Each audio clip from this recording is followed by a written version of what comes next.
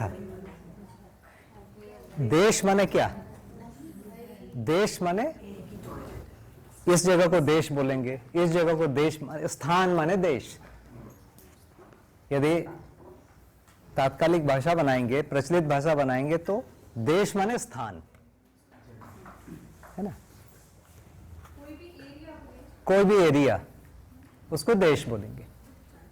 एक मोटा मोटा परिभाषा तो ये, कागज में लिख रहे हैं तो एक देश, किसी पेज में चित्र बनाए देश है, दीवार को देश, इसको देश। इससे बड़ा देश क्या है? हमारा संस्थान को हम कहते हैं देश, इस हमारा जो एरिया, इस गांव को कहते हैं देश, भारत को कहते हैं देश, पूरे पृथ्वी को कहते हैं देश। इससे भी बड़े में जाएंगे तो सोलर सिस्टम को एक देश कहते हैं, इससे भी बड़ा जाएंगे तो ब्रह्मांड को देश कहते हैं, इससे भी बड़ा जाएंगे तो व्यापक वस्तु को ही सबसे बड़ा कहेंगे, उसको फिर सर्वदेश कहा या मूल देश कहा। ठीक है, ये इसी बुक में एक जगह है। हाँ, मतलब सत्ता और सत्ता मेटा में क्या डिफरेंस? दोनों एक ही है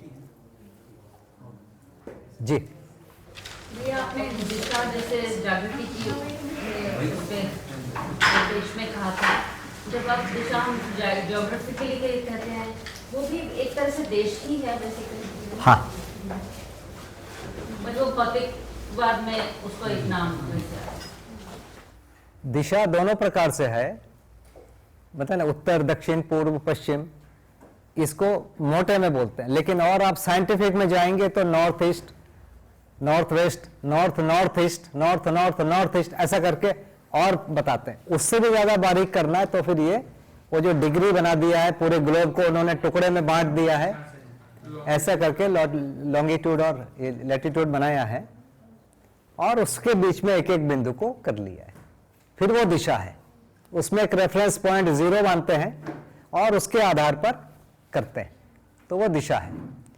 वो दिशा भौतिक चीजों के लिए तो बढ़िया है, लेकिन मानव को जब देखेंगे तो मानव में जागृति एक बहुत बड़ा भाग है।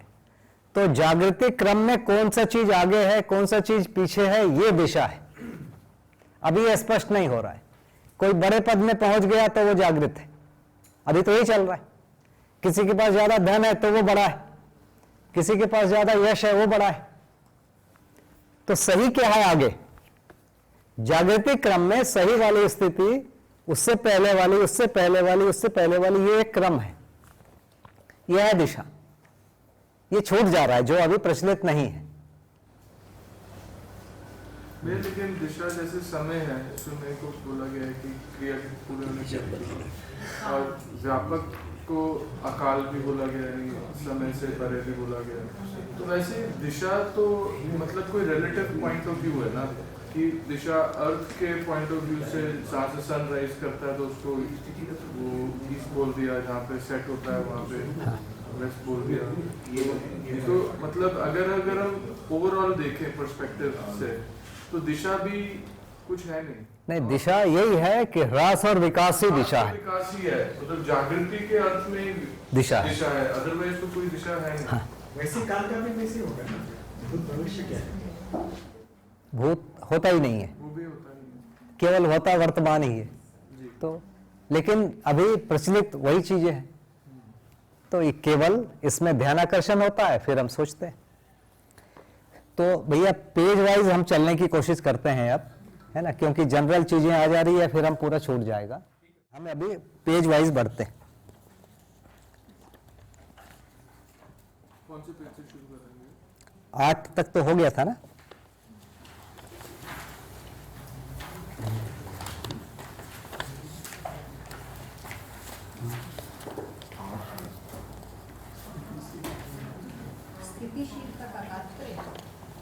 हाँ हाँ, यदि मतलब आप पेज से मतलब पेज वाइज धीरे धीरे आगे बढ़ते हैं।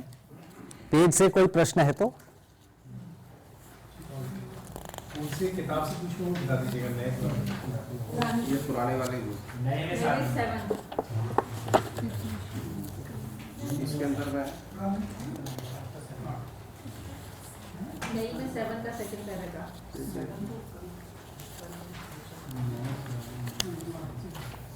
भैया पेज 5 में पुराने बुक पुराने बुक पुरानी बुक में कौन सा नंबर है?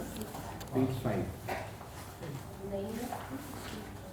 हाँ बताइए लाइन। भैया इसमें नीचे से 4th लाइन, नित्य वर्तमान सहज सस्तित्व में ही संपूर्ण भाव क्रिया स्थिति गति और अस्तित्व सहज प्रयोजन निरंतर प्रमाण रूप में देखना मानव में से के लिए सहज है। तो इसमें स्थिति और गति से क्रिया को ही इंगित किया जा रहा है। हाँ और भाव से क्या तात्पर्य है? देखिए, संपूर्ण भाव माने जो भी भाव है, जैसे समाधान भी एक भाव है, समृद्धि भी एक भाव है, तो संपूर्ण भाव। क्रिया, कोई भी इकाई है उसको क्रिया कह रहे हैं।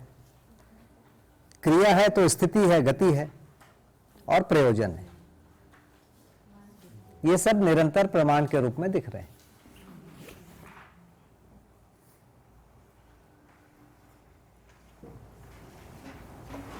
देखिए 8वें पेज पे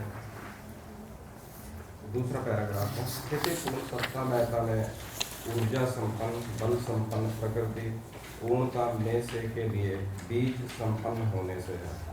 इसमें बीज का मतलब संपूर्णता, जैसे स्थिति पूर्ण सत्ता महता में ऊर्जा संपन्न बल संपन्न प्रकृति पूर्णता में से के लिए बीज संपन्न हो से में से, मतलब वो जो प्रकृति की जो मूल इकाई परमाणु है, वही परमाणु एक प्रकार से वो विकास होकर गठन पूर्ण होता है, वही फिर क्रिया पूर्णता और आचरण, तो वो बीज कह रहे हैं, वो बड़ा होकर वहां तक जाएगा।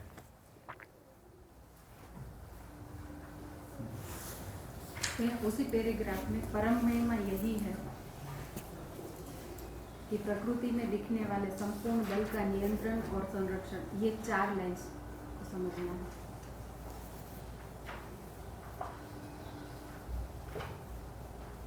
उसके ऊपर वाला क्या है? अच्छा, उसके ऊपर वाला है। परम महिमा यही है। पेज नंबर 6 इसके ऊपर वाले पैराग्राफ की आखिरी 4 लाइन। परम महिमा यही है कि प्रकृति में दिखने वाले संपूर्ण बल का नियंत्रण और संरक्षण रूप में बोधगम्य है।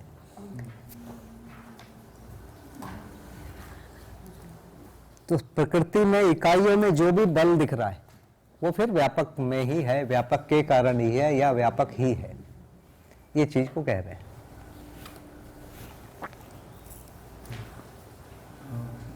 जो भी बल दिख रहा है वो व्यापक ही है।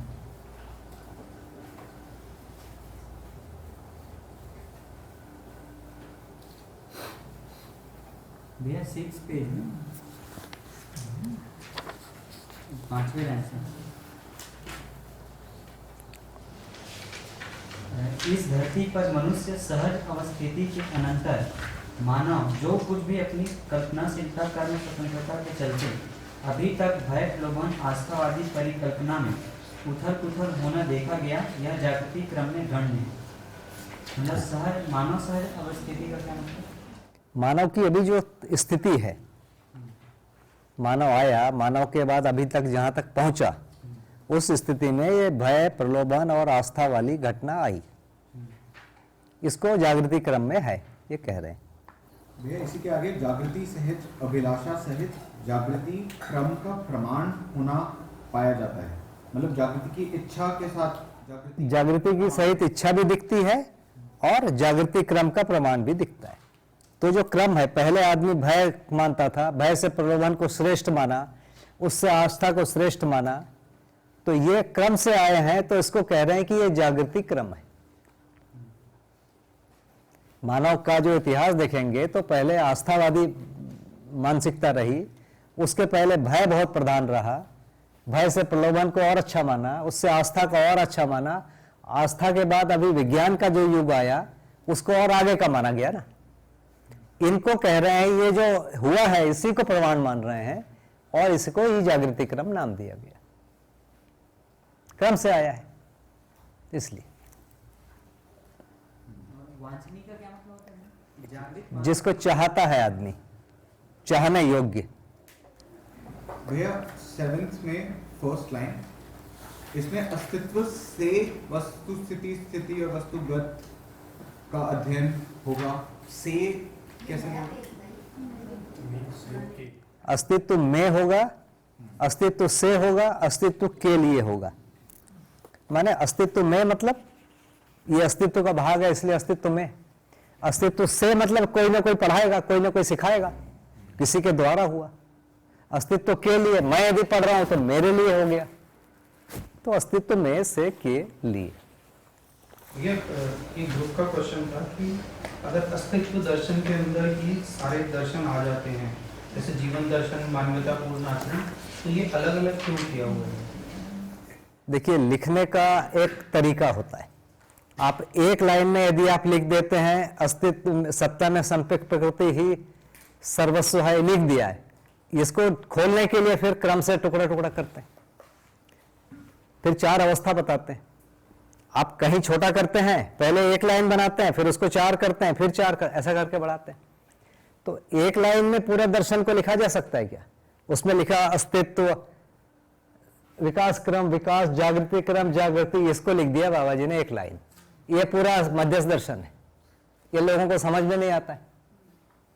तो फिर उन्होंने इसको खोला कि भाई 4 अवस्था है, उसमें भी नहीं खोला तो 4 अवस्था और 4 ये 3 पद बताए, भ्रांत पद, भ्रांति पद, वो भी नहीं समझ में आ रहा है। तो फिर बताया कि भाई ये प्राणावस्था है, ये जीवावस्था है, जीवावस्था में जड़ और चैतन्य, कहीं में केवल शरीर है, केवल दोनों है, मानव में समृद्ध पूर्ण में, जैसे इस ढंग से फिर एक एक करके चीजों को खोलना है। भाई क्रम से ही खोलेंगे ना। तो मूल में उन्होंने ये लाइन लिखा, सबसे पहले बाबा जी ने 5 सूत्र लिखा था, ये 5 को, तो किसी को समझ में नहीं आया, फिर इसको बड़ा किया, तो क्रम से वैसे करके बड़ा करते गए। हाँ, बाय प्रोडक्ट बोलिए या प्रोडक्ट ही है वो,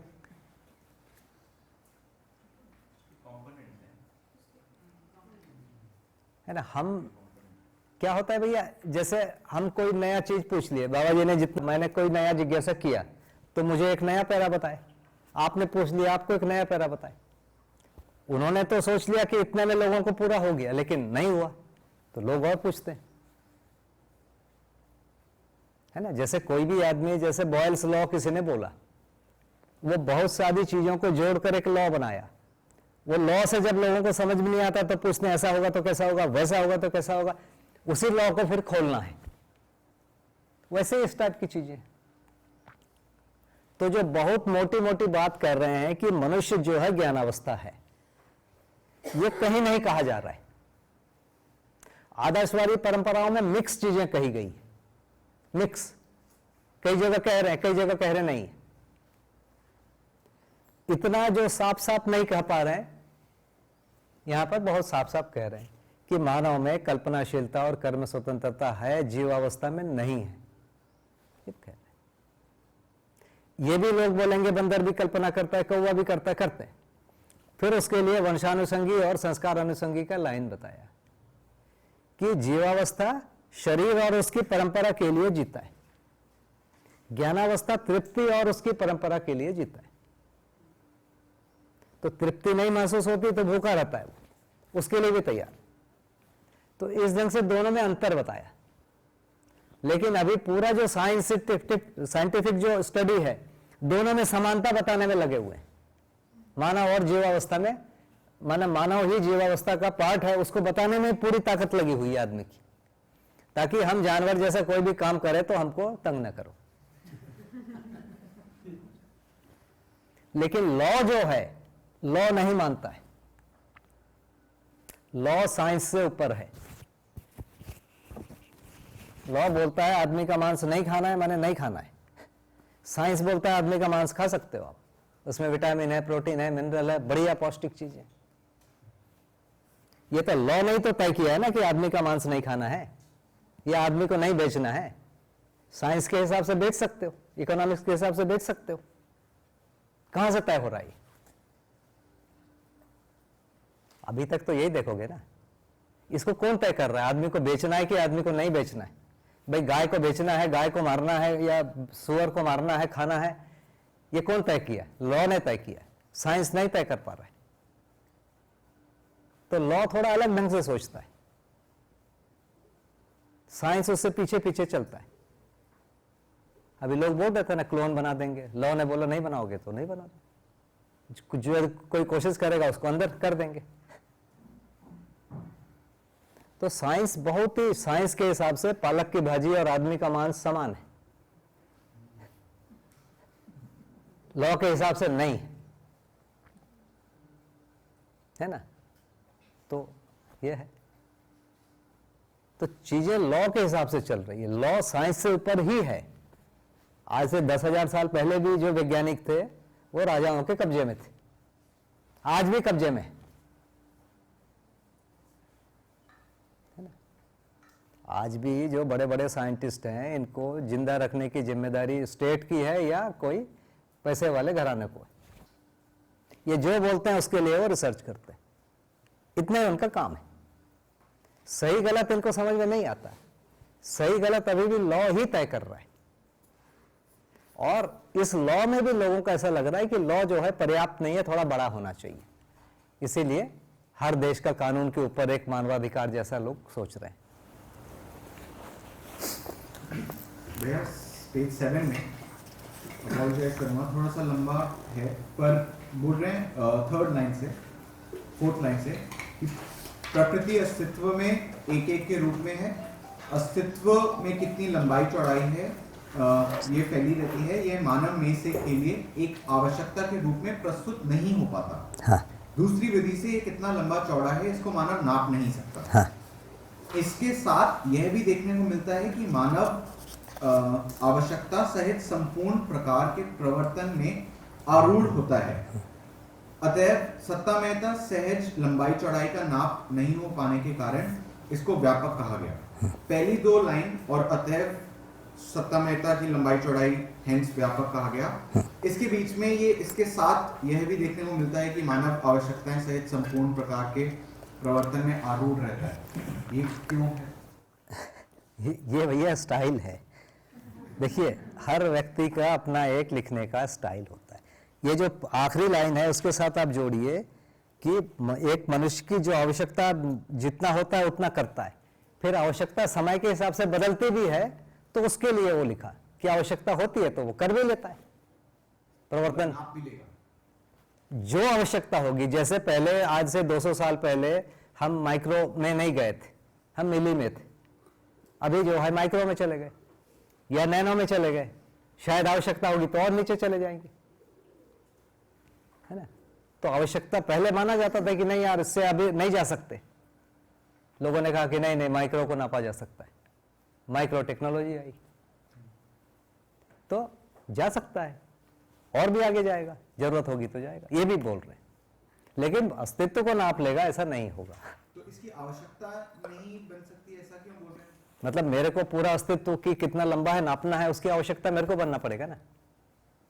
जैसे धरती में कितने एटम है इसको मैं नापूंगा, इसकी मेरी क्या नीड है, एक कल्पना से नापता है, मेरा मौज मन है, दूसरा आवश्यकता इसलिए नापता हूं। जैसे कितना अनाज हुआ है उसको मैं क्यों नापता हूं, क्योंकि उसको रखना पड़ेगा इसलिए नापता हूं, है ना, उसको रखने का कारण एक। दूसरा मिट्टी कितना है वो मैं नहीं नापता, यहां पर इस गांव में कितना टन मिट्टी है मैं नापने ही नहीं जाता, हमारे खेत में कितना टन मिट्टी है हम नापने ही नहीं जाते, क्योंकि आवश्यकता नहीं बनती। तो एक प्रकार की चीज आवश्यकता से पैदा होती है और एक प्रकार की चीज आवश्यकता में कभी नहीं आएगी कि अस्तित्व कितना लंबा है वो आदमी की आवश्यकता हो जाए, नहीं होगा। तो इसके लिए इतना दिया कि मनुष्य की आवश्यकता से अधिक है, तो जब जब जितनी आवश्यकता होगी अस्तित्व उससे अधिक मिलेगा ही मिलेगा। आखिरी लाइन लिख के छोड़ दिया, वो लास्ट लाइन है। कभी भी मनुष्य पैदा होगा, कितनी भी आवश्यकता होगी उससे अधिक अस्तित्व रहेगा, ये आखिरी लाइन। जीवन का तालुका है लंबाई चौड़ाई, हर इकाई की लंबाई चौड़ाई होती है, पर उसको हम नाप लेंगे या अभी नापने की आवश्यकता नहीं हुई है, हो सकता है नाप ले, है ना। जैसे परमाणु की लंबाई चौड़ाई मोटाई अभी लोगों ने नाप लिया है, हम लोगों को याद नहीं है, हम लोग को जरूरत नहीं है, किसी को जरूरत पड़ा वो नाप लिया, इतना ही है ना। तो जीवन को भी कोई नाप लेगा, मान लो जरूरत पड़ी तो। थोड़ा सा जीवन परमाणु है, पूरे धरती में जितने जीवन है उसका पूरा टोटल वेट 27 ग्राम का है।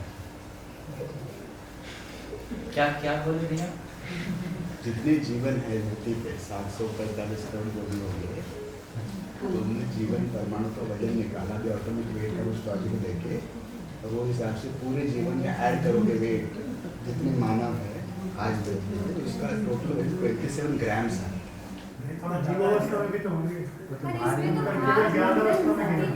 देखो ये बताओ मैं कोई गिन ले जाओ, कोई गिनने का प्रयास हुआ है बस इतना। अरे उसका अरे बता एक बार क्या करें। नहीं, धरती का भी लोग वजन बताते हैं, हमारे साइंटिस्ट लोग धरती का वेट बताते हैं। धरती का वेट बताते हैं कि नहीं? मेरे ख्याल से 9th-10th में बता देते हैं धरती का वेट इतना है। मास बता सकते हैं, वेट करते हैं। मास भी बताते हैं, वेट भी बताते हैं। ये तो 9 में बता दिया वेट कौन से प्लैनेट पे धरती की भाई वॉल्यूम है और उसका एवरेज डेंसिटी माने उसको इंटू कर दिया, निकाल दिया। अब कौन उसको नापता है भाई? ये मेथड है माने, और उसकी आवश्यकता किसी को नहीं है, क्योंकि अब धरती को तौलना है या रखना है, किसी को आवश्यकता नहीं। भैया एस्केप वेलोसिटी राहुल गांधी को कैलकुलेट करने के लिए कितना जरूरत है? वो तो मैं भी नहीं कर पाऊंगा भैया, मेरे ख्याल से यहाँ 1-2 लोग ही कर पाएंगे जी। बोल रही हूँ अब आगे और एक्सरसाइज चलते हैं, नहीं तो फिर हम चलते ही जाएंगे। जो गठन पूर्ण परमाणु है, इस पर थोड़ा भैया इसके लिए अलग सत्र रख लेंगे, इसके लिए हम इसी पेज में बढ़ेंगे, पेज बाय पेज। यदि हमको लगता है अलग से कोई चर्चा करना है तो हम कोई अलग शाम का एक स्लॉट रख सकते हैं, है ना? नहीं तो ये भी छूट जाएगा, वो भी नहीं आया हाथ में आएगा। तो भैया पेज 8 में फर्स्ट पैराग्राफ नीचे से 4th लाइन, एक लाइन ऊपर से पढ़ता हूँ। सत्तामयता में स्थित संपूर्ण प्रकृति स्थितिशील है, ये इकाई की बात हो रही है। स्थिति पूर्ण का तात्पर्य निरंतर महिमा संपन्नता से है, तो ये निरंतर महिमा संपन्नता व्यापक की बात हो रही है। हाँ। तो क्या आशय है उसकी? महिमा माने एक तो ऊर्जा संपन्न, ऊर्जा स्वयं है, निरपेक्ष ऊर्जा है, ज्ञान है, चेतना है, उससे वो हर समय संपन्न रहता है, उसको महिमा बोला है। प्रभाव नहीं बोला। देखिए प्रभाव जो है जड़ चैतन्य इकाई के लिए प्रभाव शब्द का इस्तेमाल किया है, इसके लिए महिमा शब्द का इस्तेमाल किया है। प्रभाव और दबाव से मुक्त है इसको बोल रहे हैं, तो वो क्या है? वो महिमा है। महिमा तीनों रूप में है, ऊर्जा, चेतना और ज्ञान के रूप में है, नियंत्रण के रूप में भी उपलब्ध है। ये सब महिमा है इसकी। तो ये जो स्थितिशीलता 8 में ही स्थितिशीलता का तात्पर्य सत्तामयता में संपृक्तता से है, तो इधर वही ऊर्जा संपन्नता की बात कर रहे हैं। हाँ, स्थिति पूर्ण और स्थितिशील, ये थोड़ा सा एक बार सोच लेते हैं, कई बार इसमें कंफ्यूजन हो जाता है।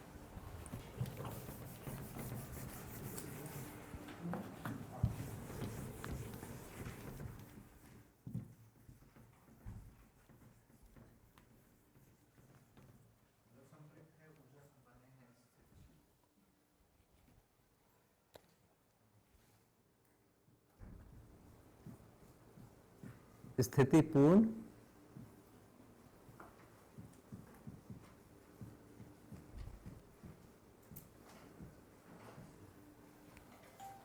सत्ता को स्थिति पूर्ण कह रहे हैं क्योंकि वो हर समय हर जगह है।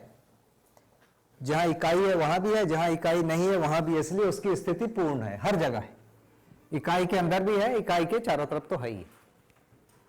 इसको स्थितिशील बोल रहे हैं। कहीं कहीं पर है, कहीं कहीं पर नहीं है। जैसे यदि अपन यहां देखेंगे तो 2-4 हवा के कण है, उसके बीच में नहीं है हवा के कण, तो इकाई नहीं है। ऐसी चीज को बोला स्थितिशील। स्थिति पूर्ण में स्थितिशील, इसके 2 भाग किए।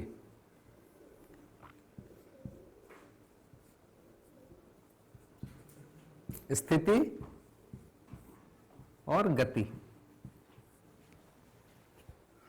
ये केवल स्थिति, इसमें स्थिति और गति है। तो यहां जो स्थिति है इकाई की, वहीं पर व्यापक भी रहता ही है। तो स्थिति में ही स्थिति पूर्ण बना हुआ है। ये ओवरलैपिंग है, क्योंकि इकाई के साथ हर समय व्यापक है। यही नया चीज है जो मध्यस्थ दर्शन बोल रहा है बार बार बार बार। पारगामी है, जहां इकाई है वहीं व्यापक है ना। इस बात को बार बार बोला जा रहा है। यह बहुत बड़ा या मूल प्रतिपादन है। ये स्थितिशील का क्या है? शील मतलब बदलने वाला, ऐसा कुछ भाषा है? उसकी स्थिति रहती है, उसकी स्थिति रहती है, उसके साथ गति भी रहती है। जैसे कैसे? जैसे नर्मदा नदी। तो नर्मदा नदी क्या है? पानी का नाम है नर्मदा नदी। पर वो पानी को अभी हम देखेंगे, अभी जो पानी है थोड़ी देर के बाद वो पानी वहां नहीं मिलेगा। परिवर्तनशील होते हुए भी उसकी स्थिति मिलेगी। नर्मदा की स्थिति अमरकंटक से लेकर भरूच में खंबात की खाड़ी तक है वो, और वो हमेशा बना है। उसकी स्थिति है, उसकी गति क्या है? उसमें पानी जो है चल रहा है। तो पानी अभी जहां जो पानी देख रहे हैं वो पानी नहीं है थोड़ी देर के बाद। तो स्थिति गति मिलकर नर्मदा है। स्थिति निश्चित, हाँ, स्थिति एक प्रकार से निश्चितता को बना के रखा है गति। तो मानव में भी स्थिति और गति है। जैसे मान लीजिए मैं खड़ा हूं, लेकिन मैं जो बोल रहा हूं ये शब्द पूरे बदलते जा रहे हैं। मेरा जो जगह है ऐसे ऐसे बदलता जा रहा है, लेकिन मूल में मेरा होना बदल नहीं रहा है। तो ये स्थिति बोलेंगे। मेरे विचार को या मेरी जो समझ है वो स्थिति है। उसमें से कभी कभी कोई ना कोई चीज व्यक्त हो रहा है, उसको गति बोलेंगे।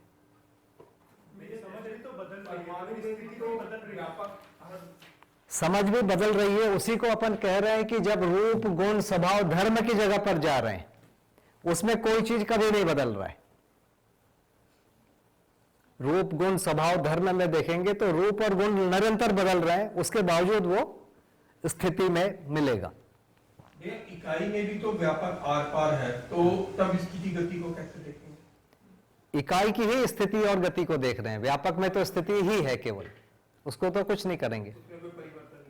तो जब इसीलिए धर्म स्वभाव रूप और गुण ये चारों को देखते हैं तो वहां स्थिति गति बिल्कुल स्पष्ट हो जाता है कि धर्म बिल्कुल स्थिति है, धर्म की गति स्वभाव है, स्वभाव की गति फिर गुण है, और रूप तो गति है ही है।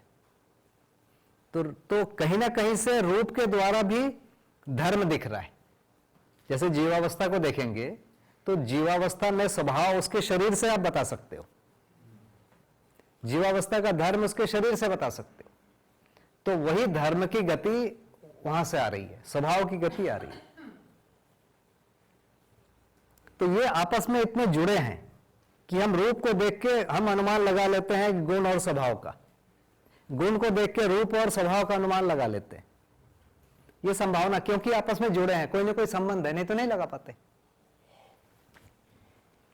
भाई गाय को और शेर को देख के लोग समझ जाते हैं ना, आदमी तो समझ ही गया। तो रूप का गुण से कोई संबंध है, गुण का स्वभाव से कोई संबंध है, इनका धर्म से भी कोई संबंध है, ये लिंक है। कुछ चीज तक आदमी पहचान लिया, कुछ चीज अभी पहचानने में बचा है।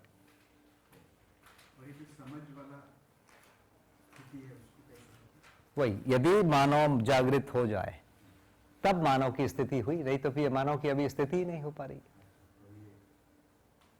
तो मैं कह रही कि भ्रमित अवस्था में भी धर्म स्थित है? नहीं है। अब मानव, वही तो, अभी मानव में मानव धर्म नहीं आया, सुख नहीं आया, इसीलिए मानव स्वभाव नहीं आया। गुण के रूप में दिखता है मानवीय गुण, कहीं कहीं भूखा रह के उदारता किया, ये सब दिख रहा है। तो गुणों के रूप में बहुत सारी चीजें दिख रही है। स्वभाव माने जो निरंतरता होनी चाहिए वो नहीं दिख रही है। इसके मूल में जाएंगे तो सुख की निरंतरता नहीं है। तो ये कहा जा रहा है कि एक समय ऐसा आएगा कि मनुष्य में ये आ जाएगा, और यदि नहीं आएगा तो ये धरती पर मानव बचेगा भी नहीं। उस तरफ हम जा रहे हैं। तो आज की अवस्था में एक भ्रमित मानव का धर्म क्या है?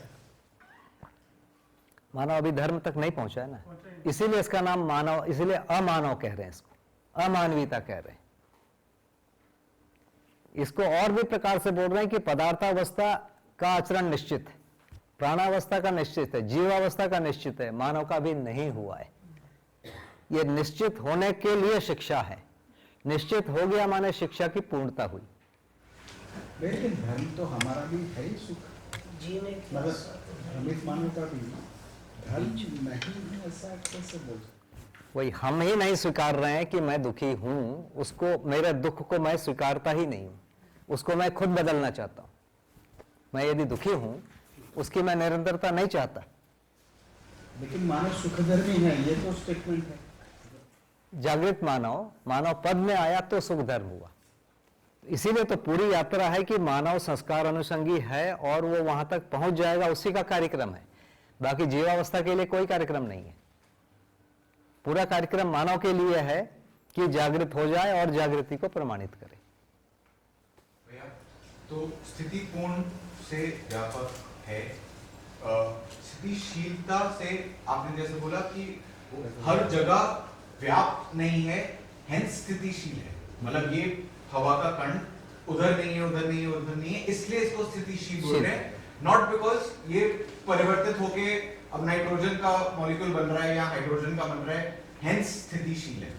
मतलब किस रीजन से स्थितिशील हो रहा है? ये है और इसमें परिवर्तन भी होगा, इसका होना कभी खत्म नहीं होगा, इसका होना कभी भी खत्म नहीं होगा, इसलिए इसको स्थितिशील कह रहे हैं। हर जगह नहीं रहेगा लेकिन ये, लेकिन भैया इसमें जैसे स्थिति और गति के अंदर थोड़ा सा कंफ्यूजन हो गया।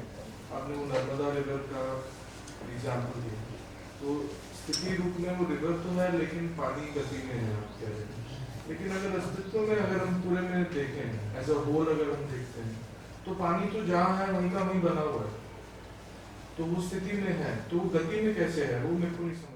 जब भी हम किसी चीज को जब पहचानने, निर्वाह करने की सीमा में आ रहे हैं, तो हम एक एक इकाई को पहचानते हैं, एक एक इकाई के साथ निर्वाह करते हैं। तो उस समय के लिए अलग भाषा है। सत्ता में संपृक्त प्रकृति की जगह पर जो अनुभव की स्थिति है, वहां पर तो एक ही है सब। लेकिन जब हम शरीर के द्वारा व्यवहार की जगह में आते हैं, तो फिर यहाँ ये सारे संबंध अलग अलग हैं, सारे व्यक्ति अलग अलग हैं, हर परिवार अलग अलग है, परिवार समूह, ये सब अलग अलग ढंग से बांटा गया है। उस रूप में स्थितिशील और गतिशील की बात आ रही है। जैसे लोहे का एक कण है, उसको आप छोड़ देंगे तो थोड़े देर में वो लोहा अपने हवा से क्रिया करके ऑक्साइड बना के बैठा रहेगा। उसका अस्तित्व खत्म हो जाएगा क्या? उसका अस्तित्व बना रहेगा। उसका अस्तित्व बना रहता है, इसलिए उसको स्थितिशील कह रहे हैं। और साथ में वो गति कर रहा है, वो क्रिया कर ही रहे, वातावरण से लगातार वो क्रिया कर। ये जो परमाणु अंशों में गति हो रही है, डूबा भीगा गिरा होने वाली, उसको गति बोला गया है। वही मूल गति वही है, जो श्रम गति परिणाम मूल गति है। उसके कारण उससे बड़े में हर प्रकार गति ही दिखेगी। जैसे धरती घूम रही है, इसका मतलब मैं भी घूम रहा हूं, ये भी घूम रहा है, हमको स्थिर दिख रहा है, लेकिन ये भी सूरज के चारों तरफ घूम रहा है। ये घूम रहा है ना, सूरज दिख नहीं रहा है हमको, तो ये गतिशील है ही है। ये ऐसे बोल सकते गति इसीलिए ताकि स्थिति बनी रहे। हाँ, इसकी स्थिति तो हमको दिख रही है, इसकी गति अभी नहीं दिख रही है ना। ऐसा लगता है कि ये कमरा बैठा हुआ है, ये कमरा पूरा घूम रहा है। वास्तविकता में तो घूम ही रहा है। हाँ, तो गति मतलब गति है ही है, हम देखें चाहे ना देखें, और स्थिति तो दिख रही है ना। तो ये इसी चीज को बार बार कह रहे हैं, स्थिति गति सहित ही है, बिना गति के कोई इकाई नहीं है। इसके एकदम मूल में जा रहे हैं, मूल में जाके बोल रहे हैं ये परमाणु की जगह पर ही मिलेगा। ये श्रम गति परिणाम तीनों इसी जगह पर मिलेगा, इसीलिए इससे बड़े में तो मिलेगा ही मिलेगा। भैया क्या आप ऐसा बोलना चाह रहे हैं कि मतलब स्थिति बदल रहा है इसलिए स्थितिशील नहीं है, वो हर जगह नहीं है इसलिए स्थितिशील? हाँ, हर जगह नहीं है इसलिए स्थितिशील, वो हर जगह है इसलिए स्थिति पूर्ण। अंतर क्यों कर रहे हैं? एक चीज हर जगह है तो उसकी स्थिति को पूर्ण कहा, स्थिति पूर्ण। एक हर जगह नहीं है इसलिए स्थितिशील कहा। परिवर्तन से कुछ लेना देना नहीं। नहीं, हाँ, परिवर्तन वाला बताने के लिए गति है। अच्छा, मतलब परिवर्तन को बता के गति को गति की अमानव की स्थिति क्या है?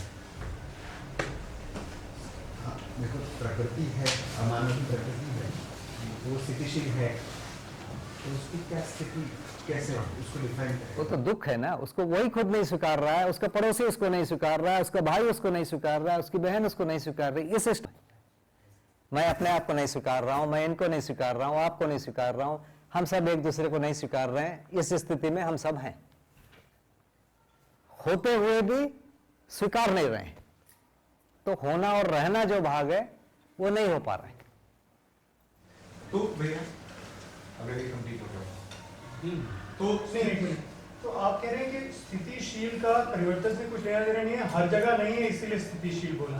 तो इस पैराग्राफ की जो पहली लाइन है, स्थितिशीलता का तात्पर्य सत्तामयता से संपृक्तता से है, तो हर जगह ना होने का संपृक्तता से कैसे जोड़ेंगे? ये इसी क्वेश्चन में ऐड करना चाहूंगा। तो संपृक्तता से जब शुरू में बात हुई तो ये था कि ऊर्जा संपन्नता की वजह से स्थितिशीलता, लाइक इस लाइन से आशय ये था। पर क्या संपृक्तता का यहाँ पे क्योंकि डूबा भिगा गिरा है, उसी देश में है, हेंस हर जगह नहीं है, हेंस स्थितिशील। वही दो बड़े क्लासिफिकेशन किए, दो, एक को स्थितिपूर्ण क्यों कह रहे हैं? क्योंकि हर जगह पर ये है, और ये भी है लेकिन हर जगह पे नहीं है, इसलिए इसका नाम दिया स्थितिशील। एक तो मोटा मोटा स्थिति तो दोनों में है, दूसरा स्थिति के साथ उसमें गति भी है। उसका मूल में कहां से स्टार्ट कर रहे हैं? परमाणु की जगह से देखो, दिख रहा है, वहां से दिख रहा है, इसलिए सबसे बड़े में भी दिखेगा, है ना। बहुत मोटा मोटा लॉजिक है ये। तो क्या हम ऐसे कह सकते हैं कि स्थितिशील का भी स्थिति है वो जो कभी बदलता नहीं बदलता? देखो, स्थिति बदलने का मतलब क्या है? एक इकाई जड़ से चैतन्य हो रही है, उसकी संभावना है, बदल रहा है, तो संभावना है। एक इकाई है, वो पहले भौतिक इकाई के रूप में है, वही रासायनिक क्रिया करती है, वो भी बदल रहा है। बदलते हुए भी उसका होना समाप्त नहीं हो रहा है, इसीलिए इसके लिए नाम दिया कि इकाई जो है अविनाशी है, व्यापक भी अविनाशी है। दोनों के लिए एक ही शब्द दिया, इकाई भी अविनाशी है, व्यापक भी अविनाशी है। इकाई में और एक स्टेप दिखा, उसको अविनाशी के साथ अमरत्व बोला, उसको गठनपूर्ण परमाणु बोला, वो भी अविनाशी है। गठनपूर्ण परमाणु या जीवन अविनाशी भी है और अमर भी है। उसका गठन जो है, उसका जो कॉन्फ़िगरेशन है वो नहीं बदलेगा। अविनाशी मतलब कि उसका कॉन्फ़िगरेशन बदल सकता है। हाँ हाँ हाँ। तो शब्दों को कैसे बांध रहे हैं? व्यापक और इकाई के लिए दोनों एक ही नाम दिया है, अविनाशी, एक जगह पर। अगली जगह पर इकाई और इकाई में ही अलग अलग स्थिति बता दिया। एक इकाई को कह रहे हैं जड़, एक को कह रहे हैं चैतन्य, एक को कह रहे हैं मरणशील, एक को कह रहे हैं अमर। तो अविनाशी और अमर दो अलग शब्द हैं। अविनाशी दोनों के लिए यूज हो रहा है, व्यापक और इकाई के लिए। तो जो अमर है वो अमर भी है, अविनाशी भी है,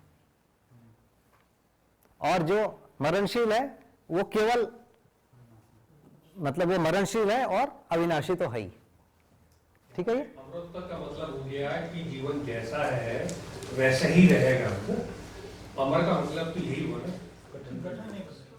हाँ, गठन नहीं बदला। हाँ, नहीं, फिर उसमें भी एक और स्टेप लाया, परिमार्जन।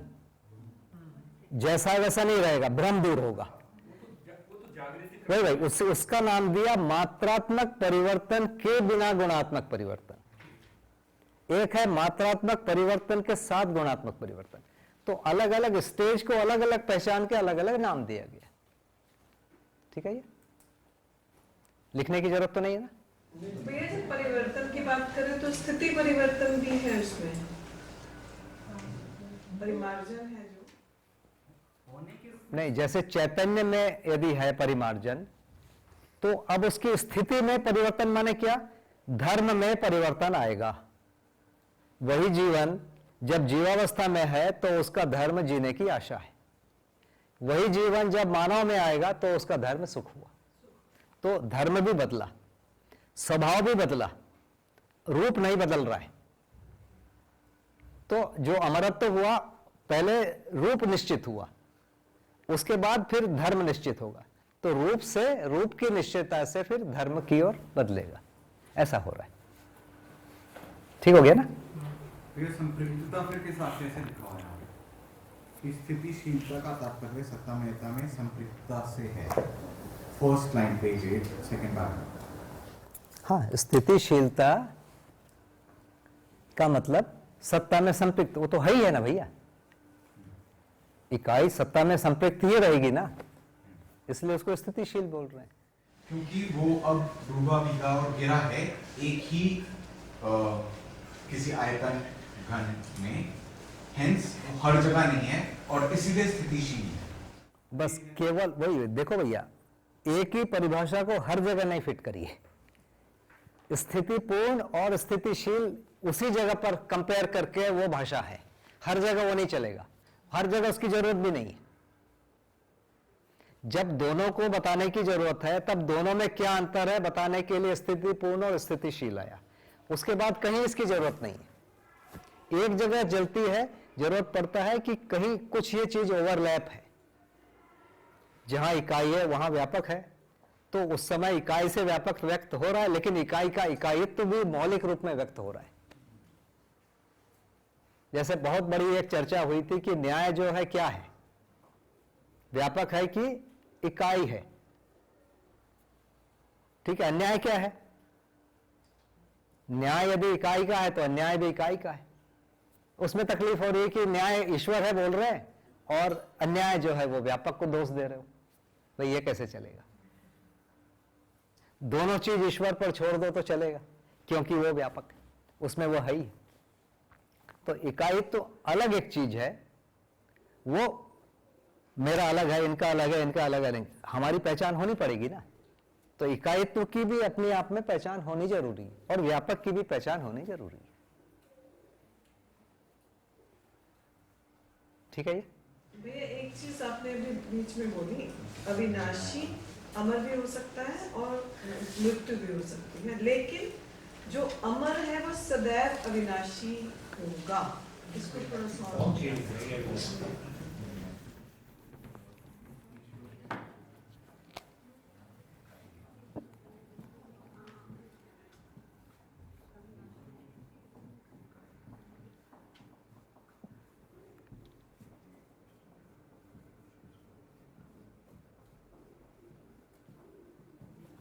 व्यापक का डेफिनेशन देखिए, अविनाशी है पर ये अमर नहीं हो सकता, भाषा नहीं ले है इसके लिए। व्यापक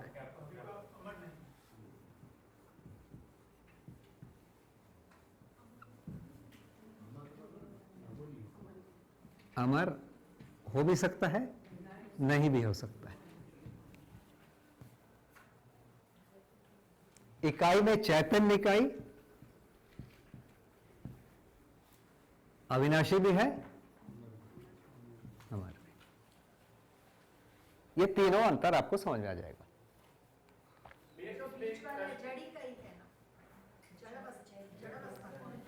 ये जड़ चैतन्य दोनों मिला के बोल रहे हैं। यदि केवल जड़ बोलेंगे तो अविनाशी है, अमर नहीं है बोलेंगे। तो देखिए अब ऐसा लग रहा है कि ये और ये दोनों एक ही हैं। देखिए व्यापक को और जड़ को देखिए, अब एक ही लग रहा है, जबकि नहीं।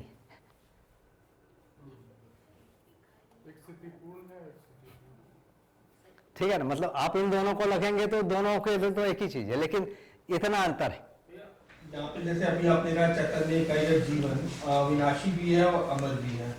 अब जैसे अब हिरोशिमा पे बॉम्ब गिरे और वहाँ पे परमाणुओं के रेडिएशन का प्रभाव पड़ा, तो क्या ये चैतन्य इकाई पे रेडिएशन का प्रभाव या उनके उस चीज का प्रभाव भी नहीं होगा? चैतन्य पर कोई प्रभाव नहीं है, भौतिक कोई प्रभाव नहीं है, क्योंकि चैतन्य में जो कंपनात्मक गति है वो अधिक है वर्तुल से, तो अधिक कम को प्रभावित कर सकता है, कम अधिक को नहीं प्रभावित कर सकता। इस तर्क से चैतन्य पर कोई प्रभाव नहीं है। चैतन्य हर किसी पर प्रभाव डाल सकता है। कैसे डाल सकता है? कुछ चीजों को डायरेक्ट, कुछ चीजों को इनडायरेक्ट। जैसे परमाणु को आदमी तोड़ रहा है, डायरेक्ट नहीं तोड़ रहा है, वो पत्थर को आवेशित कर रहा है, पत्थर उसको तोड़ रहा है ना। हम डायरेक्ट नहीं तोड़ रहे हैं ना परमाणु को, हम पत्थर को कुछ कर रहे हैं, पत्थर परमाणु को तोड़ दे रहा है। तो हम जैसे इसको हम डायरेक्ट चला पा रहा है जीवन शरीर को, किसी चीज को इनडायरेक्ट, गाय को मैं डायरेक्ट नहीं चला रहा हूं, जीवन इस शरीर को डायरेक्ट चला रहा है, पर उस गाय को इस शरीर के द्वारा इनडायरेक्ट चला रहा है, ऐसा। तो इस ढंग से नियंत्रण बना हुआ है। सॉरी कंफ्यूजन हो रहा है थोड़ा, अविनाशी और अमर में डिफरेंस क्या है वो बता दो। देखिए भाषा कैसा लिखा हुआ है। अविनाशी शब्द है, अस्तित्व के लिए दोनों शब्द है, एक शब्द है, अस्तित्व जो है अविनाशी है, माने व्यापक भी अविनाशी है, इकाई भी अविनाशी है। इकाई का नाश नहीं हो सकता। नाश नहीं हो सकता का मतलब इकाई को कितना भी कूटो पीसो ये व्यापक में नहीं बदलेगा, उसका इकाईत्व बना रहेगा, उसकी जो लंबाई चौड़ाई मोटाई है वो नष्ट नहीं होगी। ये इस चीज को बताने के लिए अविनाशी है, माने व्यापक व्यापक ही रहेगा, इकाई के रूप में नहीं बदलेगा। इकाई इकाई है, वो व्यापक में नहीं बदलेगा। ये फिनोमिना है, इसको बताने के लिए अविनाशी शब्द है। अविनाशी का मतलब ही है ये दो ही व्यक्ति है, दो ही प्रकार की वस्तु है, तीसरी नहीं है, और ये दोनों एक दूसरे में नहीं बदलेंगे। इससे अविनाशी शब्द व्याख्या होता है। दो ही प्रकार की वस्तु है, तीसरी नहीं है, और दोनों एक दूसरे में नहीं बदलेंगे, इससे अविनाशी हुआ, इसलिए ये दोनों अविनाशी हो गए। बने रहेंगे। हाँ हाँ, सदा सदा के लिए बने रहेंगे। एक तो ये भाग हो गया। इसके बाद अगला आ गया, इकाई में क्या स्थिति होगी। इकाई में जो सबसे मूल है वो परमाणु है।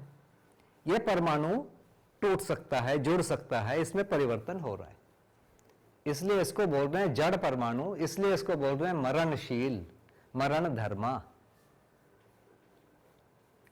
चैतन्य इकाई में कोई मात्रात्मक परिवर्तन नहीं है, इसलिए इसको नाम दिया अमर। जड़ को इसलिए बोला क्योंकि वो भूखा है या अजीर्ण है? भूखा है, वो कुछ को ले लेता है, बदल गया। अजीर्ण है, कुछ को निकाल दिया, बदल गया। तो बदल रहा है, परिवर्तनशील है, इसलिए उसको कह रहे हैं मरणशील। जन्म और मरण के साथ है। हाँ, परिवर्तन का नाम है मरण। चैतन्य में कोई परिवर्तन ही नहीं है, मात्रात्मक परिवर्तन अब नहीं है। गठन हो गया। हाँ, इसलिए उसका नाम दिया अमर। इसके बाद भी उसमें कुछ परिवर्तन होता है गुणात्मक, इसलिए फिर उसके लिए बताया कि परिमार्जन, जागृति, जागृति का प्रमाण, इस प्रकार के परिवर्तन और होता है। ठीक। व्यापक अमर नहीं है, इसका ये मतलब है कि वो कभी हुआ नहीं, कभी होगा न होगा। ये भाषा दर्शन में कहीं नहीं लिखा है कि व्यापक अमर नहीं है, हम उससे अर्थ निकाले हुए हैं। हाँ, है? शब्द से हम दूसरे अर्थ न ले ले, दर्शन में कहीं नहीं लिखा है कि व्यापक अमर नहीं है। मरने के बाद शरीर जड़ है। शरीर पहले भी जड़ है और मरने के बाद भी जड़ है। जीवन पहले भी चैतन्य है और शरीर के मरने के बाद भी चैतन्य है।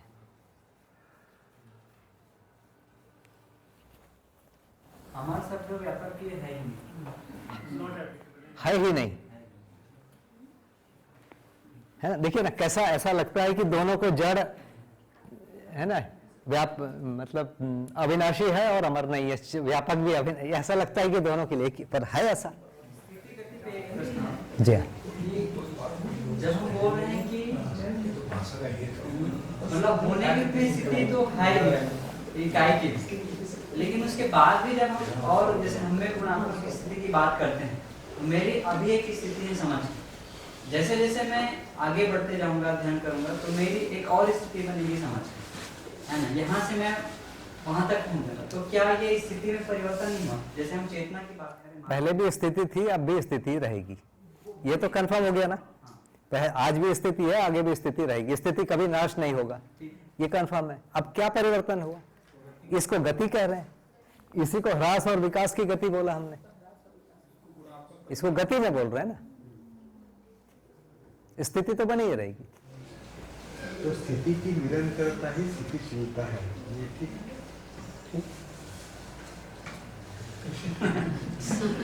उसको बैठाना पड़ता। नहीं देखो भैया, अलग इसको फिर सब जगह सेट करने जाएंगे तो वैसे ही आएगा जैसे ये दोनों एक हो गए, है ना, वैसे ही आएगा।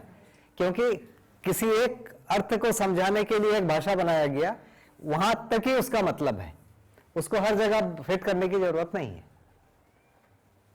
जैसे एक शब्द है अंतर्यामी, यामी का मतलब होता है गति से, पारगामी माने गामी माने गमन करना, गति से शब्द है, जबकि वो स्थिति के लिए प्रयोग किया बाबा जी ने।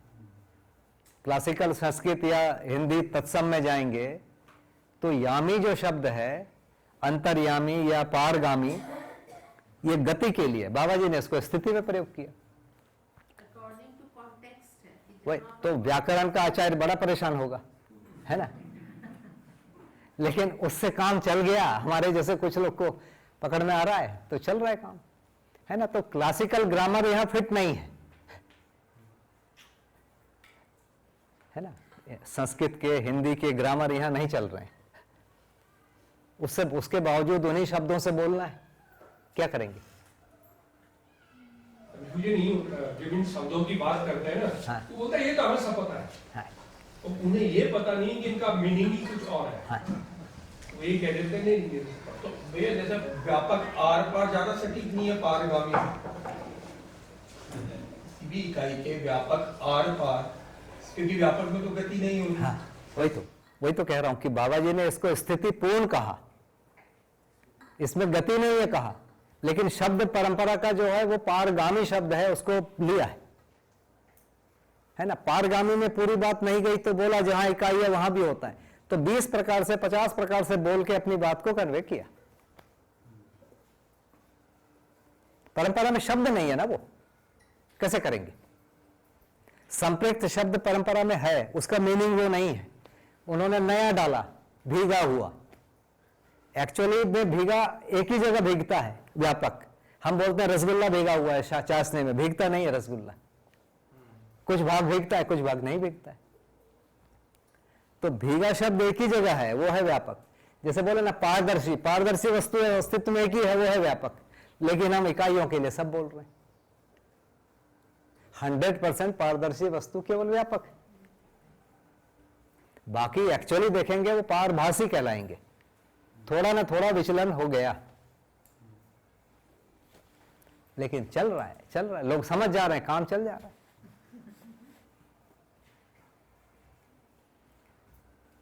आगे बढ़े भैया।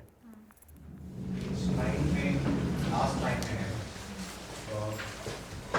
बिल्कुल आखिरी लाइन, रचना की अवधि रूपी विस्तार को देखने की स्थिति में संपूर्ण रासायनिक भौतिक रचनाएं सीमित देश के रूप में हैं। मतलब जब आप रचना को देखने की स्थिति से करते हैं तो वो सीमित रूप में दिखती है। इस प्रकार भी व्यापक सत्ता में परिमित मतलब सीमित और विभक्त एक एक वस्तुएं नित्य वर्तमान है, ये समझ में आता है। मतलब परिमित आप रूप गुण स्वभाव धर्म सीमित, कोई भी चीज सीमित है, उसको परिमित कह रहे हैं। तो मतलब आप इस स्थिति में जब आते हैं, जब आप ऑब्जर्व करना चाहते हैं वस्तुओं को, तो आपको वो एक एक दिखती है बस। इससे 3 लाइन पहले एक लाइन है, रचना संपन्न प्रकृति में ही देश चिन्हित होता है, इसका क्या तात्पर्य है? अभी जिसको देश बोलते हैं, जैसे दरवाजे एक मतलब ये बिस्तर एक रचना है, इसको देश कह रहे हैं। कागज एक रचना है, इसको देश कह रहे हैं। धरती एक रचना है, इसको देश कह रहे हैं। तो देश इसको भी बोलते हैं, प्रचलित में इसी को बोलते हैं। बाबा जी ने व्यापक को भी देश या सर्वदेश बोल दिया, क्योंकि किसी भी मतलब स्पेस के पार्ट को अगर हम डायमेंशंस में बांध देते हैं तो वो स्पेस का कोई हिस्सा, हाँ, अगर उसको किसी डायमेंशन में हम लेंथ ब्रेड्थ हाइट यूज करते हैं तो उसको शायद इस तरह से ऐसे ही है। रचना संपन्न शब्द यूज किया है। रचना संपन्न का मतलब कि जो बनी हुई है, रचना उसका बनी आकार हुई। है।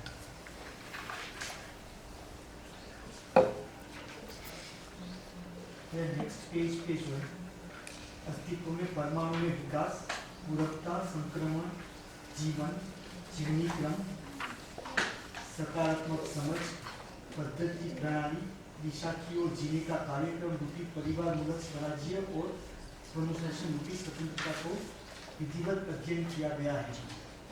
नेक्स्ट पेज बने नाउ। अच्छा ये एक्चुअली दोनों बुक में ना पेज नंबर आगे पीछे है, थोड़ा कंफ्यूजन है। आ गया ठीक है खुल गया खुल गया।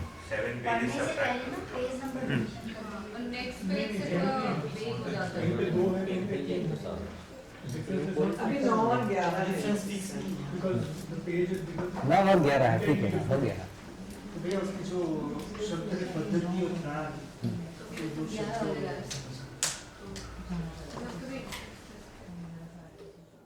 परमाणु में विकास, पूरक का संक्रमण, जीवन, जीवनी क्रम, सकारात्मक समझ, पद्धति, प्रणाली, दिशा की ओर जीने का कार्यक्रम रूपी परिवार मूलक स्वराज्य और स्वनुशासन रूपी स्वतंत्रता को विधिवत अध्ययन किया है। इसमें पद्धति और प्रणाली को क्या बोल रहे हैं, मतलब इनका अलग अलग मीनिंग क्या है। इनके साथ जीने की जो तरीके हैं इसी को पद्धति और प्रणाली कह रहे हैं, दिशा भी कह रहे हैं। अनुभव के बाद, समझ के बाद जो जीने के तरीके हैं। हाँ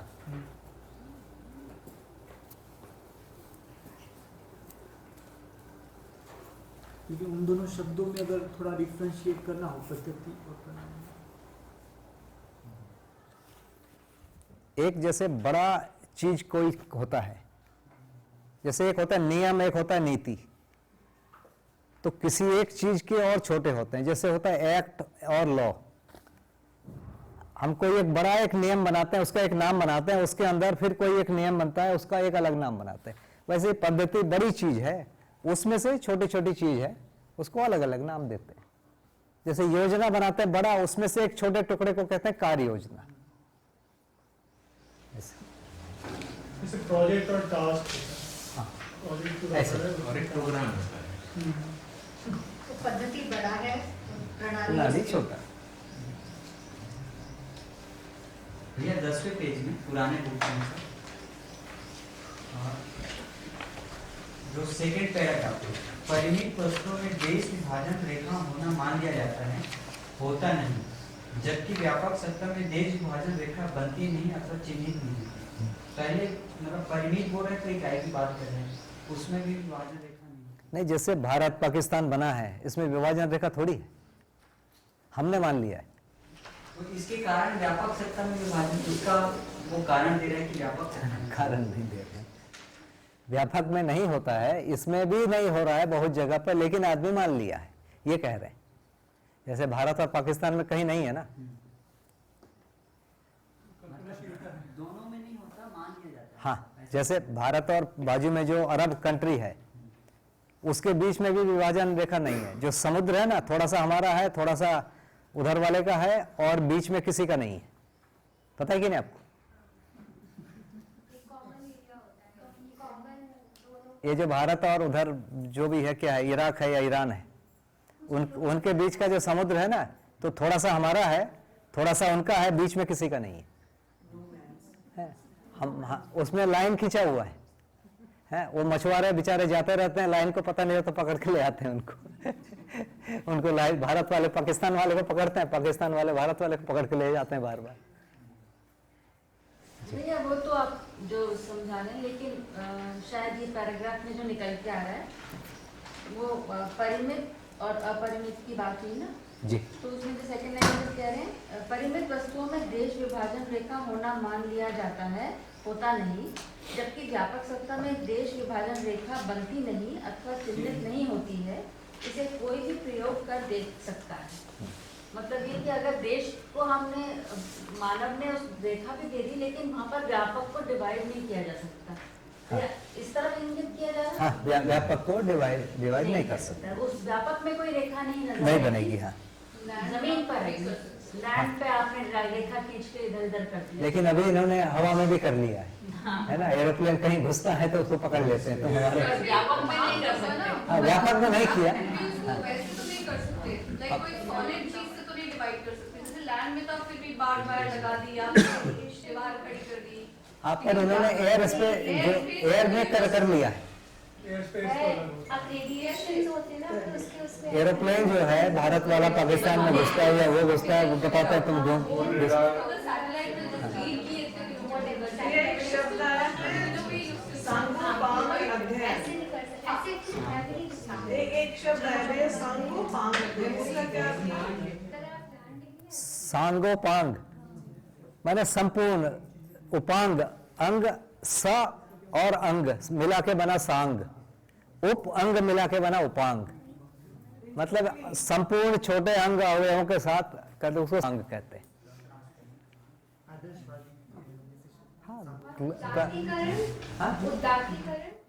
उदात्तीकरण जो यहाँ आया है, जैसे पदार्थावस्था से प्राणावस्था बनी या भौतिक से रासायनिक क्रिया बन गई, जैसे हाइड्रोजन ऑक्सीजन अलग अलग चीजें हैं, उन दोनों ने अपने आचरण को छोड़कर एक नया आचरण बना दिया, इसको उदात्तीकरण कहते हैं।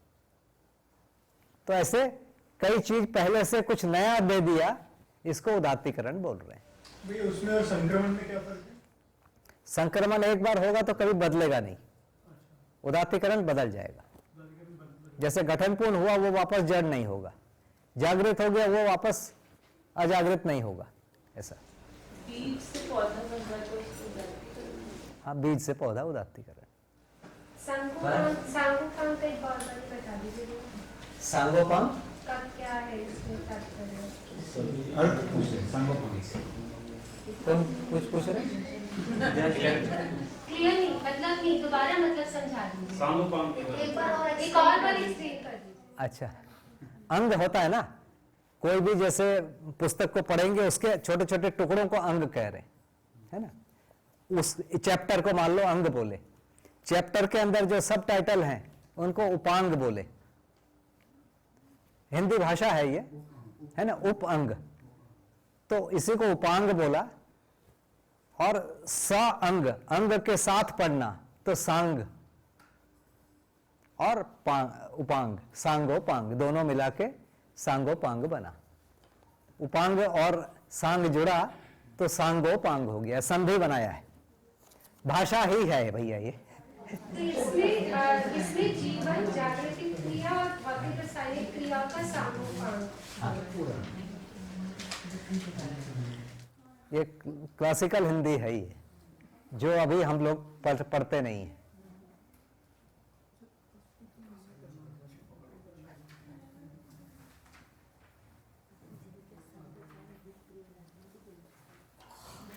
उदात्तीकरण और परिवर्तन में क्या डिफरेंस है? उदात्तीकरण भी एक प्रकार का परिवर्तन है, किसी प्रकार के परिवर्तन को विशेष रूप से बता रहे हैं, वो उदात्तीकरण है। जैसे ऑक्सीजन और हाइड्रोजन साथ साथ रहते हैं, आपस में नहीं मिलते, ये परिवर्तन हुआ, लेकिन उन्होंने कुछ नया रचना बनाया, इसको उदात्तीकरण बोल रहे हैं। पानी बनाया तो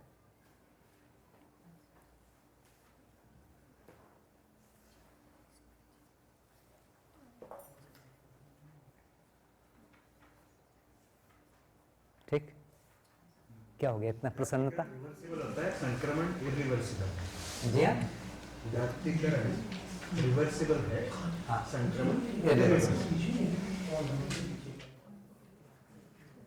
इतनी प्रसन्नता का क्या कारण है?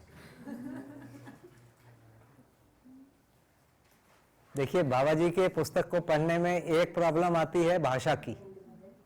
बाबा जी ने बहुत बढ़िया हिंदी का प्रयोग किया है। एक प्रॉब्लम आती है, बाबा जी परंपरागत व्याकरण को नहीं मानते हैं, है ना, वो एक दूसरी प्रॉब्लम आती है। तीसरा प्रॉब्लम आता है, शब्दों के अर्थ भी भिन्न भिन्न है ना, वस्तु अलग। ये तीन चीजों को लेके चलना पड़ता है। फिर चौथा एक और है जिसको स्टाइल बोलते हैं, मतलब एक आदमी एक प्रकार की कुछ चीज बोल के कुछ निष्कर्ष लाता है तो उसको स्टाइल बोलते हैं, है ना, शैली। तो वो भी है, ये चार चीज लेके हर एक का रहता है ना। मेरा वाला मुझे अच्छा लगता है, या मुझे कोई शैली अच्छी लगती है, दूसरी नहीं लगती। हर एक लेखक के साथ ऐसे ही होता है।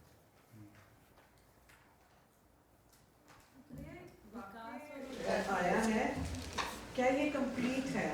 उदात्तीकरण होने का तात्पर्य प्राण पोषण और उनसे रचित रचनाओं से है, सिर्फ प्राण पोषण और उनसे रचित रचनाओं की बात। देखिए परिभाषा कैसे बनाया, रसायन, रस, मतलब पूरी जो भाषा बनी है पदार्थावस्था से प्राणावस्था आई, तो प्राणावस्था के लिए पदार्थावस्था अर्पित है इसलिए बना, तो उसको रसायन बोला। अभी हर चीज को रसायन बोल रहे हैं, बाबा जी पानी को रसायन बोल रहे हैं जो प्राणावस्था के लिए पूरक हुआ। तो प्राणावस्था को मूल एक चीज माना, उसको मूल उदात्तीकरण बोला, उसके क्रम में भी उस क्रम में रचनाएं आई है। तो पहले जो प्राण कोशा है उसके पहले रस बने, उसको रस बोल रहे हैं, और रसायन हुए। तो ये एक प्रकार की क्रम से भाषा है, और इतना डिटेल में यहाँ नहीं है, ज़्यादा डिटेल में साइंटिफिक लोगों ने बताया है, बहुत ज़्यादा डिटेल में। कल जो मैं थोड़ी सी चर्चा किया कि प्रोटीन में ये है, कार्बोहाइड्रेट में ये है, इन लोगों ने बहुत ज़्यादा डिटेल में गए। हाँ, है ना। बाबा जी ने कुल मुझे लगता है कि प्राण कोशा के बारे में एक पैरा लिखा, एक पैराग्राफ लिखा है। परमाणु के बारे में भी 2 पैराग्राफ में होगा पूरा जो लिखा है, वो भी इतने में ढूंढने से पता चलता है कि सारे अंश एक जैसे हैं। ये चीज पता होने में मेरे को 5 साल उनके साथ रहने के बाद पता चला। पहले हम मानते थे इलेक्ट्रॉन, प्रोटॉन, न्यूट्रॉन ही कह रहे हैं बाबा जी परमाणु अंश को। बहुत 5 साल के बाद पता चला कि नहीं, वो कह रहे हैं कि सारे अंश एक जैसे। इसमें 5 साल मुझे लगा समय। तो हम अपने ही लैंग्वेज में सुनने के आदी है ना, तो वैसा है। तो है ना, बाबा जी का मुख्य काम भौतिक रासायनिक वस्तुओं का वर्णन करना नहीं है, इनका मुख्य काम मानव चेतना को बताना है। मानव चेतना को बताने के लिए जितना परमाणु बताने की जरूरत थी उतना ही बताया, उससे अधिक पूछने पर उन्होंने नहीं बताया, है ना। इसका प्रयोजन क्या है, तुमको क्या करना है ना, तुमको देखना है तुम देख लो, हमको आवश्यकता नहीं है, यह भाषा है ना। जैसे एटम बम कैसे बनता है कोई जानना चाहता है ना, हमको आवश्यकता नहीं हुई, बोले, है ना। अब वो एटम बम जानते हैं कि नहीं, हमको हम पूछे बाबा जी आप जानते हैं, हमको आवश्यकता नहीं हुई, और बोले इस रूप में बोलते हैं। आपने कभी एक सवाल पूछा उनसे कि जो परमाणु है गठन पूर्ण कैसे हुआ? अभी पूछा कभी आपने? हाँ, कई बार पूछा मैंने भी उनके कहीं इसमें सुने, लेकिन मुझे संतुष्टि मुझे भी नहीं है उससे कि गठन में जो पूर्णता आई है। जैसे कल भी हम देखो 3 संक्रमण है, उसमें से जो 2 संक्रमण है ना, उसको मानव अपने में ही पहचानता है और कोई जगह नहीं है पहचानने की। मेरे में क्रिया पूर्णता हो गई, वो मैं अपने में पहचानूंगा पहले, फिर दूसरे में पहचानूंगा, नहीं तो नहीं पहचान पाऊंगा। वैसे आचरण पूर्णता पहले मैं अपने में पहचानूंगा और उसके बाद दूसरे में पहचानूंगा। लेकिन जो पहला वाला पूर्णता है वो अपने में नहीं होता है ना, अपने में होने के बाद हम पहचानते हैं, इसलिए ये अपने में पहचान में नहीं आता, इसलिए इसका नाम दर्शन है, इसका नाम अनुभव है। जो बेसिक अंतर क्या है, गठन पूर्णता होने के बाद हम पहचानने योग्य हुए, इसलिए मुझ में गठन पूर्णता हुई है, ये अनुभव में नहीं आता है, ये दर्शन में आता है। दर्शन माने दूसरे को देख रहे हैं, और क्रिया पूर्णता, आचरण पूर्णता अनुभव में आता है। इन तीनों को मिला के अनुसंधान बोला, गठन पूर्णता, क्रिया पूर्णता, आचरण पूर्णता। मैंने एक बार पूछा कि आपने व्यापक को अनुसंधान क्यों नहीं लिखा? बोले परंपरा में व्यापक को पहचाना गया था, व्यापक वस्तु है ऐसा लोगों ने पहचान लिया था, तो उसका नाम ही दिया आत्मा, उसी को आत्मा, हाँ इसी को बोला है। लोगों ने उसका भास आभास कर लिया था, दूसरे भी नाम दे सकते थे, वो नाम क्यों दिए? क्योंकि उसके बिल्कुल करीब है वो। बुद्धि कहा, चित्त का, और भी कह सकते थे, लेकिन परंपरा में उसको पहचानना तो बन गया था, तो उसको पूरा पालन किया उन्होंने। जो एक प्रोटोकॉल होता है ना, उसको पूरा पालन किया। परंपरा में ये गठन पूर्णता परमाणु तो है नहीं ना? नहीं, वही तो, जो नया आया उसको लिखा उन्होंने, लेकिन जो परंपरा के शब्दों को लिया जो एकदम करीब है। मतलब बाबा जी ऐसे परमाणु को बनते हुए क्रम में देखा है खुद को कब बने ये नहीं देखते। हाँ भैया, देखना माने कहाँ होता है, ऐसे आंख खोल के तो दिखता नहीं ना। देखो हर चीज हमारे चित्त में चित्रण होता है, हमारे चित्रण हो रहे हैं। इस समय हमारे में बहुत सारे गलत चित्रण हो रहे हैं, बहुत सारे सही चित्रण हो रहे हैं। अब मुझे डाउट होता है कौन सा सही है कौन सा गलत। जब अनुभव की स्थिति आती है केवल सही चित्रण होते हैं, गलत होते ही नहीं। तो उसी चित्रण पर वो उसी को बोलते हैं। अभी प्रॉब्लम क्या है, मैं चोरी को भी चित्रण कर पा रहा हूं, डकैती को भी कर रहा हूं और देवमानव को भी कर रहा हूं दीवान। मुझे ये डाउट है कि कौन सा सही है, ये भ्रम है। उनके में वो सब हो ही नहीं रहा है चित्रण, केवल सही का चित्रण हो रहा है। तो वो सही के चित्रण में ये सब चित्रण आ रहा है, उसको बता रहे हैं ये होता है। क्योंकि देखने की जगह क्या है, रूप और गुण को देखने की जगह चित्रण है। वो चित्रण सही है कि नहीं इसको बताने का काम बुद्धि और आत्मा का है कि हाँ सही है। जो भी चित्रण हुआ उसको ठप्पा लगाता है, ओके ओके ओके ओके, है ना। जैसे एक बड़ा ऑफिसर ऐसे करके आंख बंद करके साइन करता है ना, देखा होगा ना आपने, मिनिस्टर कैसे साइन करता है। फाइल आती है, हाँ भैया बोलो चाय पियो यार, वो एक आदमी पलटाते रहता है या साइन करता है।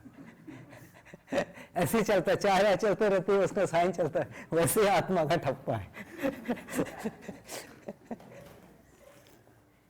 तो वहां जो चीज पहुंचती है आत्मा के पास वो सही ही पहुंचेगी, है ना। ये आत्मा को पता है, गलत पहुंचेगी नहीं, उसके पहले बुद्धि बैठा हुआ है ना।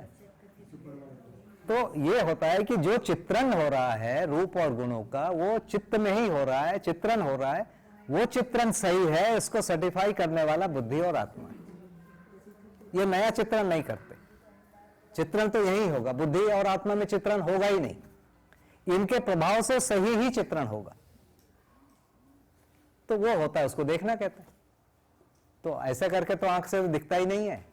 जो दिखता है चित्त में चित्रण होता है, वो चित्रण सही है, ये विश्वास होता है, ये अनुभव होता है, ये तृप्ति बताती है कि ये सही है।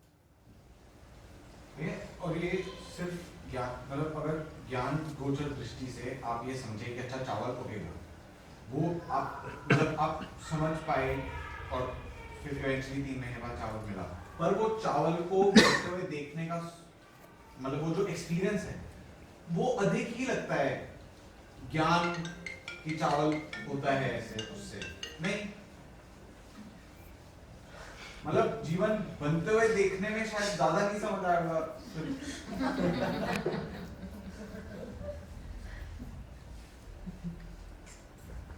भैया मुझे पेज नंबर 11 पे पॉइंट नंबर 3 और 5 का लाइक का हो जाए। अच्छा वो अच्छा मुझे लगा उसका कोई जवाब नहीं है शायद।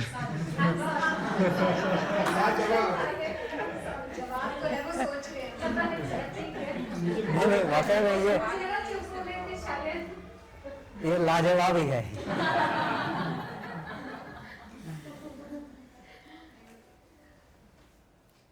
जी बताइए।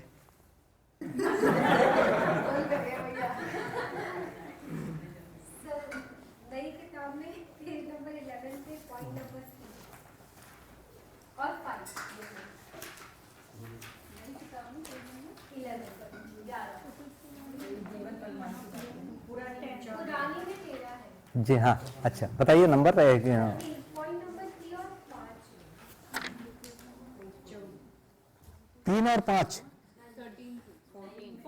अच्छा अच्छा 3 और 5 अच्छा हाँ ठीक, हाँ ठीक बिल्कुल। इसके पहले कुछ है तो एक बार कर ले। इसके पहले कोई यदि बोलेंगे कोई और पेज का 11 और 12 और 13 में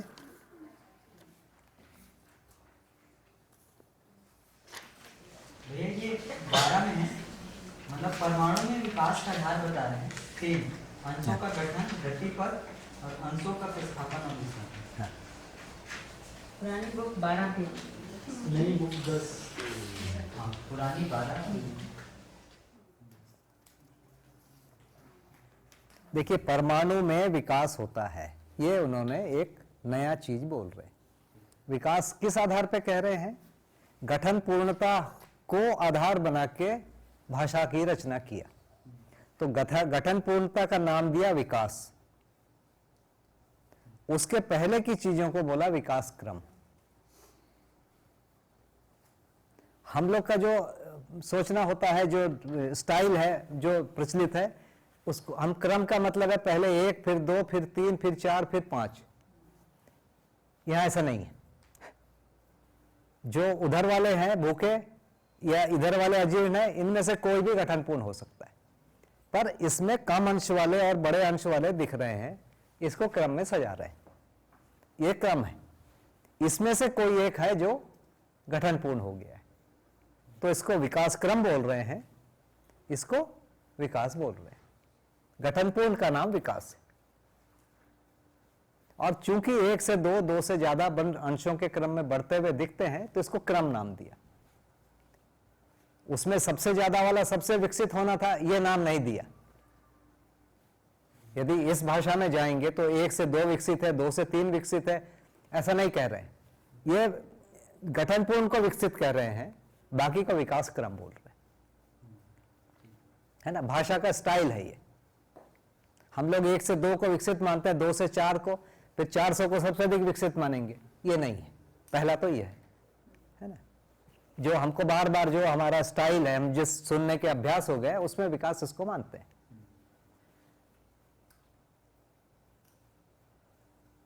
एक तो ये बात थी। गति पर इसका कैसा आधार है विकास? देखिए, परमाणु जब गठनपूर्ण होता है, एक तो परमाणु में कितनी गति होती है, बहुत शॉर्ट में जल्दी जल्दी करेंगे, है ना। एक तो अंश अपने एक्सिस पे घूमते हैं, इसका नाम घूर्णन गति। वो अंश अपने एक्सिस में घूमते घूमते मध्यांश के चारों तरफ भी घूमते हैं, तो घूर्णन के साथ वर्तुलात्मक गति भी हुआ। ये जो घूर्णन कर रहा है अपने एक्सिस में घूमते, वो एक्सिस एकदम हॉरिजॉन्टल या वर्टिकल खड़ा नहीं है, वो ऐसे ऐसे एक्सिस भी मूव कर रहा है, इसको बोल रहे हैं कंपन हो रहा है। जिस प्लेन में मूव कर रहा है वो प्लेन भी कंपन कर रहा है, प्लेन भी हिल डुल रहा है, इन दोनों को बोला कंपन गति। एक प्लेन नहीं है, कम से कम 4 परिवेश तो हैं ही, तो चारों परिवेश अपने अपने तरीके से कंपन कर रहे हैं, इन सबका मिला जुला का नाम दिया कंपन गति। इस क्रम में यदि परमाणु को आप कल्पना में देखने की कोशिश करेंगे तो ऐसे ऐसे होता दिखेगा, क्योंकि कभी इधर जा रहा है, मिनिमम और मैक्सिमम दूरी के बीच में घूम रहा है, तो ऐसे ऐसे ऐसे ऐसे छोटा बड़ा हो रहा है दिखेगा, इसको कंपन बोलेंगे। इसी का जो बड़ा स्वरूप है सेल में स्पंदन कहलाता है। और ये सेल में दिखेगा क्या, ये चीज यदि आप विजुलाइज करोगे तो मॉलिक्यूल के स्तर पर स्पंदन दिखेगा, सेल में और ज्यादा। यही चीजें पूरे अस्तित्व में यही दिखता है, मतलब मोटा मोटा ये हुआ। लेकिन जब गठनपूर्ण हो गया, उसके अंदर तो ये है ही है जो है, ये गठनपूर्ण परमाणु जिस शरीर को चलाएगा उस प्रकार का एक आकार बना लेता है। जैसे गाय के शरीर को चलाएगा तो गाय के शरीर का आकार बनाता है, उतने बड़े एरिया या वॉल्यूम में घूम रहा है। मानव के शरीर को चलाएगा तो वैसा एक वॉल्यूम में घूमता है, इसको कह रहे हैं गतिपथ।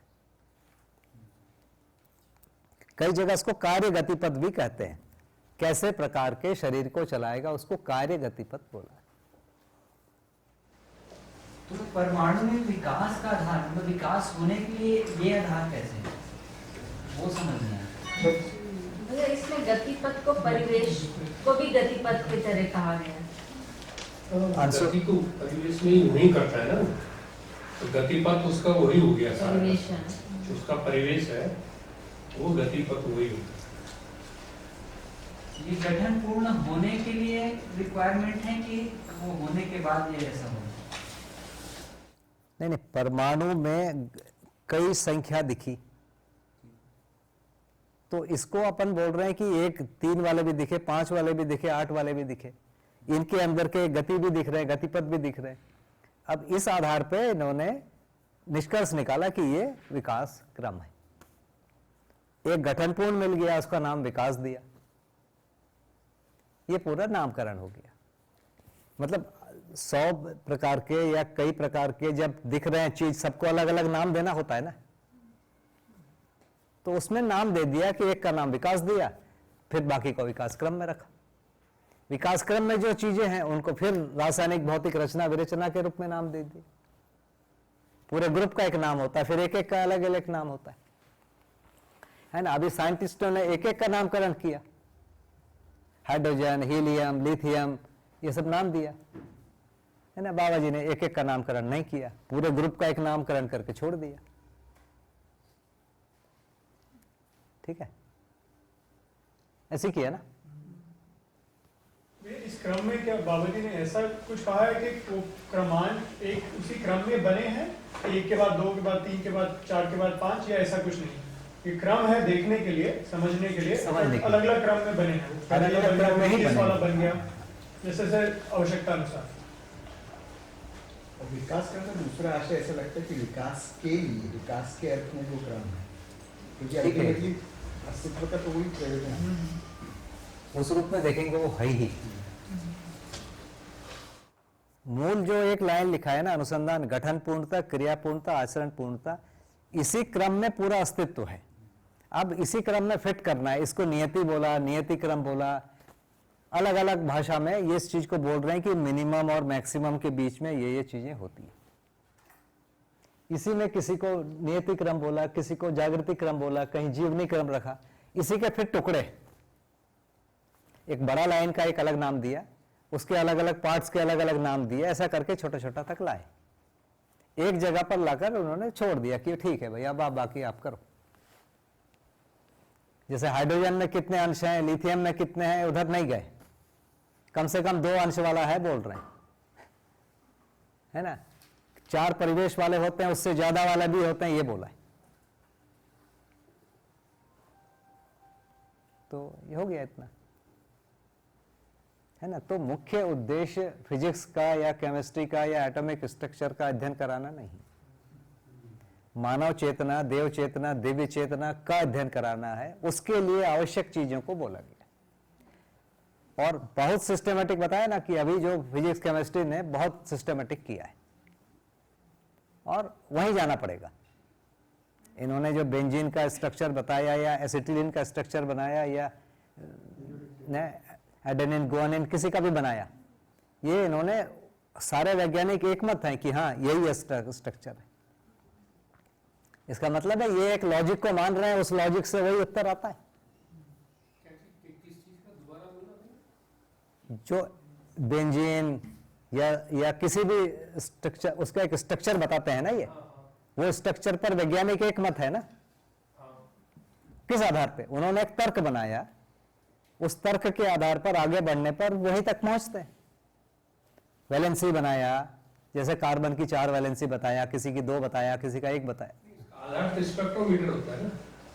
एडवांस में जाएंगे तो इसका जो आधार बनाते हैं ये स्ट्रक्चर का, वो स्पेक्ट्रम को बनाते हैं। स्पेक्ट्रम तो बहुत बाद में आया भैया, पहले आदमी ने सब निकाल लिया। पहले आदमी ने स्ट्रक्चर लॉजिकली निकाला, है ना, लॉजिकली सब निकाल लिया। अभी भी एटम के जगह पर ये नहीं है, नहीं देख पा रहे। तो इसमें एक मत क्यों है? क्योंकि उन्होंने एक तर्क बनाया, इसकी इतनी वैलेंसी है, ये वैलेंसी इतने से मिलेगी, उसका एक तर्क बना। उस तर्क को आगे बढ़ाने पर स्ट्रक्चर आया, वो स्ट्रक्चर एज इट इज बता दिया उन्होंने। दूसरा आदमी भी वैसे ही सोच रहा है, इसलिए इसको माना गया कि ये लॉजिक सही है तो ये फल सही है ना। उस रूप में यहां पर नहीं है, नहीं है माने यहां बाबा जी ने सोचा ही नहीं कि बोलना है, उन्होंने जहां फोकस किया वहीं बोला है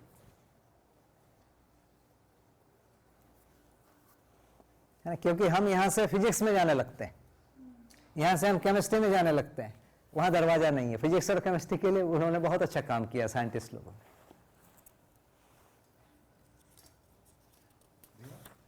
पेज 13 है, फर्स्ट